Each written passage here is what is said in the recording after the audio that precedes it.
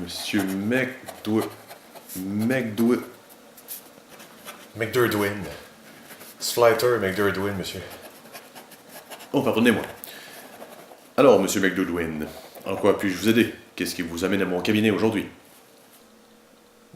Mais avant que McDurdwin ne puisse ni même entr'ouvrir la bouche pour articuler sa réponse, se fait entendre une voix qui, même si étrangère aux oreilles du docteur bienveillant, n'est que trop combien familière pour celle de notre protagoniste. C'est ça qui m'amène ici, docteur. Alors voilà qui est plutôt intéressant. Enfin, intéressant pour vous, peut-être, oui. Ah ben oui, pardonnez-moi, oui. Alors, pouvez-vous me dire depuis combien de temps cela dure?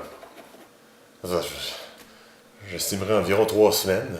Mais cela ne faisait réellement que 5 jours. Son naturel impatient lui donne quelquefois l'impression que la toile du temps s'étire. Je vois, oui.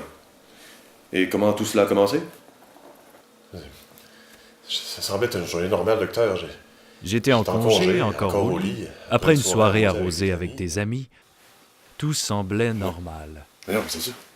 C'est quoi ça? Mais lorsque les premières caresses du soleil matinal se firent sentir, il eut la soudaine impression qu'il se passait quelque chose de différent.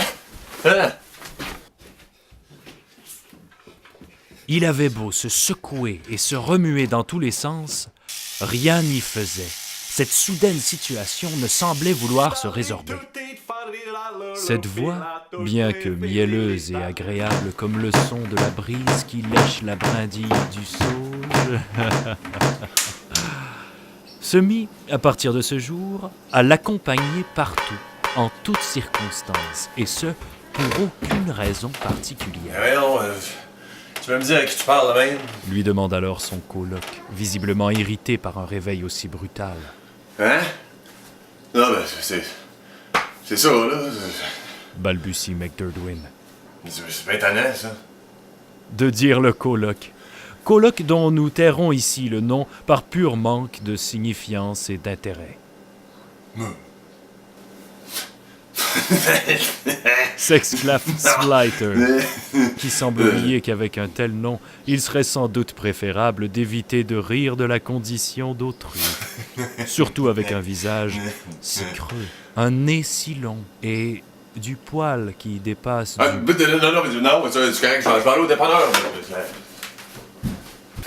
Quelqu'un un jour a dit « Le savant est l'homme par lequel s'opère facilement la distinction entre la franchise et le mensonge dans les paroles, entre la vérité et l'erreur dans les convictions, entre la beauté et la laideur dans les actes. » Ah... Ça n'a bien pas rapport à ce que tu dis là. Peut-être, mais dans une narration, une citation, ça fait hop. Qu'est-ce que tu veux?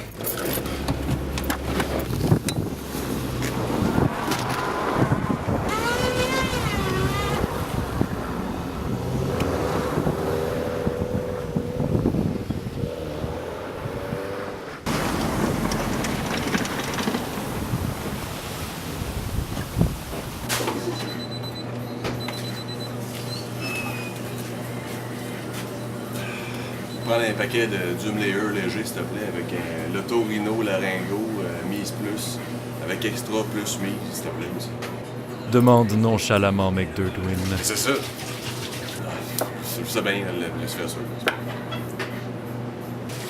Ah, OK. On fait 334 et 26. C'est alors que Sflighter réalise avec effroi qu'il a oublié son portefeuille à la maison.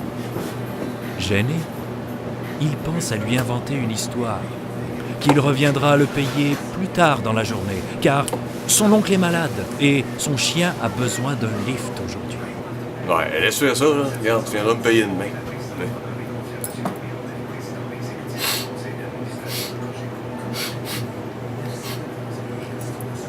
Non, tu pété, toi? Ben non. Non, je veux dire, non. Mais en réalité, il s'agissait bien de lui. Ben non, c'est pas moi. Mais c'était bien lui. Ben non, c'était pas moi.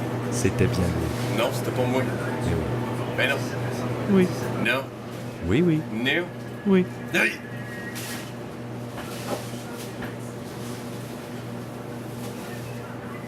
Mais en réalité, c'était bien lui.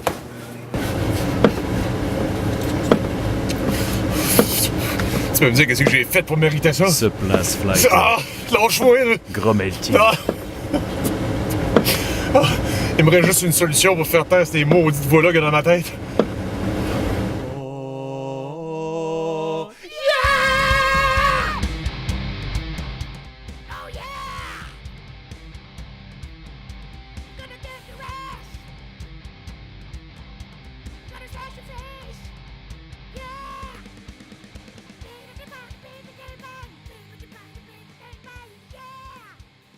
Salut, qu'est-ce que tu vas prendre? Salut, je te prendrais juste une Vodka, s'il te plaît. Tout de suite. Mais lorsqu'il vit la serveuse se pencher pour aller chercher sa bière, il eut soudainement envie de lui prendre autre chose. Ben non. Effectivement, il aurait bien eu envie de prendre à pleine main le popotin de cette belle dame. Même si l'expérimentation en laboratoire assis plus loin qui lui sert de mari le surveille d'un œil méfiant.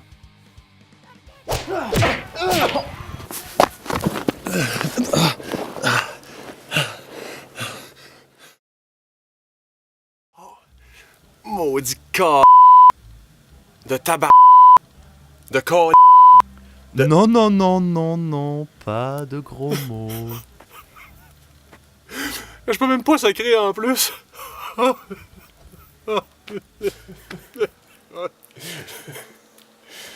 C'est ça, docteur. C'est ce qui m'amène. C'est ce qui m'amène à vous aujourd'hui. Aidez-moi, je suis plus capable. Mon pauvre garçon, je ne saurais vous dire, vous êtes mon premier cas du genre pour le moment.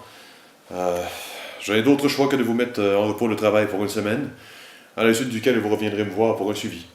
Vous pourrez passer voir ma secrétaire pour mes honoraires et votre prescription. Alors voilà.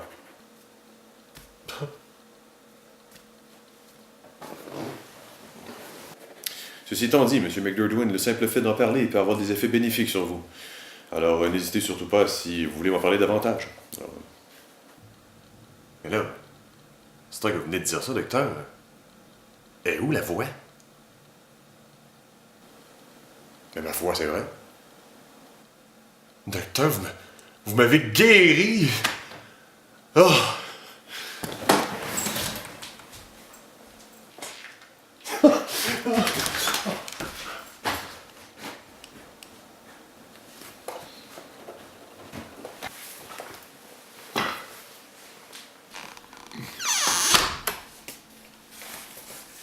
Et c'est ainsi qu'une autre journée de travail se termine pour le docteur Skrakenskat.